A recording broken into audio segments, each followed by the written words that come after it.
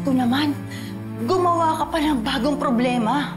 Hindi ko maintindihan sa'yo, Betsy! Sinabi ko na sa'yo, sana na kontento ka na lang sa asawa mo! Bakit kailangan namang ang hirap pigilan ng katawan mo? Nay, mahal ko si Gerald. Pero siguro hindi mo maiintindihan yun dahil wala ang iniisip ko, di pera! Pera! Pera! Hoy! Huwag mo ko magsasalita ng ganyan, ha? Eh ano ngayon kung mukha kong pera?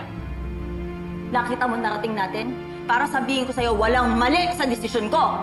Ikaw! Yan pag-ibig mo! Saan ka dadalhin yan? Ha?